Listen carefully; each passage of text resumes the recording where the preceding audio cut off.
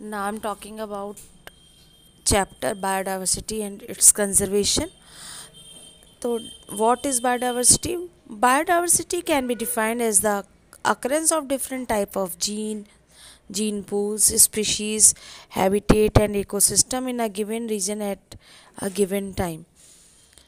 तो different type के plant और एनिमल्स किसी एरिया में जो मिलते हैं जिसमें अलग अलग जीन होते हैं, अलग अलग species. Habitat means dwelling place, रहने की जगह. और ecosystem means interaction between living and non living component. इन सबको मिलाकर हम डाइवर्सिटी कहते हैं पर्टिकुलर टाइम में. Term biodiversity was given by Edward Wilson to describe the combined diversity at all the levels of biological organisation. तो biodiversity term देने वाले जो साइंटिस्ट थे उनका नाम था एडवर्ड विल्सन, और उन्होंने बायोलॉजिकल ऑर्गेनाइजेशन के जितने भी लेवल्स हैं उन सब के बारे में डिस्क्राइब किया था और बायोडाइवर्सिटी टर्म को दिया था. There are more than 20,000 species of ants, 30,000 species of beetles, 28,000 species of fishes and nearly 20,000 species of orchids. Orchid जो है स्मॉलेस्ट सीड होते हैं इसके ट्री के. Now I am talking about types of biodiversity. Biodiversity can be divided into 3 levels: genetic diversity, species diversity and ecological diversity. तो what is genetic diversity? It is the diversity at the genetic level, gene level पे होती है. Single species shows high diversity at the genetic level. It results in the formation of polymorphs. It enables a population to adapt to its environment. India has more than 50,000 genetically different strains of rice and 1,000 varieties of mango. Genetic diversity influences the adaptability and distribution of a species in diverse habitat. Example: genetic variation in the medicinal plant Rafflesia growing in the different Himalayan range might be in terms of its potency and concentration of the active chemical rasparin that the plant produces. Now I'm talking about species diversity. It is the diversity at the species level. For example, the Western Ghat have a greater amphibian species diversity than the Eastern Ghats. Number of species present in an unit area at given time is known as species richness. Species diversity influences the biotic, ecological diversity and stability of the environment. It is the diversity at community and ecosystem level. Diversity at the level of community and ecosystem has 3 perspectives given by Whitaker 1965. That is alpha diversity within the community, beta diversity between community diversity, and gamma diversity, also called regional diversity. तो जो communities के बीच में होती है उसे alpha diversity कहते हैं. जो दो कम्युनिटीज़ के बीच में डाइवर्सिटीज़ होती हैं, चेंजेस होते हैं, वो बीटा डाइवर्सिटी में आता है. और जो रीजनल डाइवर्सिटी होती है उसे गामा डाइवर्सिटी कहते हैं. Now I'm talking about ecosystem diversity.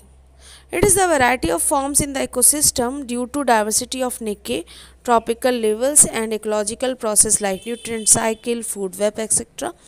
Ecosystem diversity is quite high in India because of the occurrence of large number of ecosystem like desert, mangrove, coral reef, etc.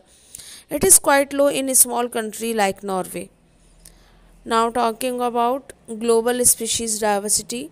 It means total species present on the earth.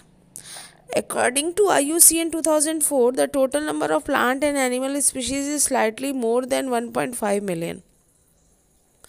For many taxonomic group, species inventories are more complete in temperate than in tropical countries. A more conservative and scientifically sound estimate by Robert May place the global species diversity at about 7 million. More than 70% of all the species recorded are animals, while plant comprises no more than 22% of the total. Among animals, insects are most species-rich taxonomic group, making about 70% of total. It means out of every 10 animals, 7 are insect on the earth.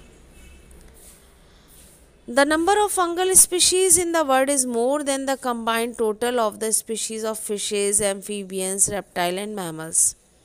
Biologists are not sure about number of prokaryote species because conventional taxonomic methods are not suitable for identifying microbial species. Many species are not culturable in the lab.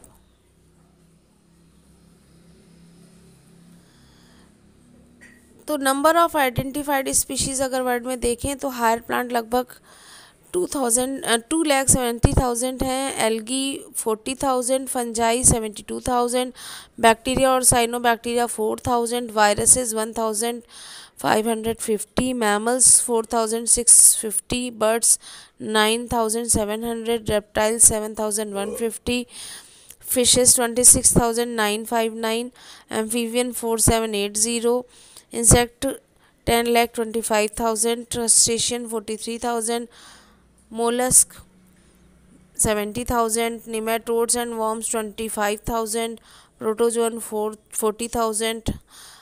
और number of species India में angiosperm की देखें तो 17,500, gymnosperm 64, pteridophyte 1,100, ब्राओफाइट 2,850, lichens 2,000, fungi 14,500, algae 6,500, bacteria 850, mammals 300, birds 1232, reptiles 456, amphibians 209, fish 2546, protochordates 119, arthropods 68389, mollusc 5070, protozoans 2577 और other invertebrates 8329 हैं.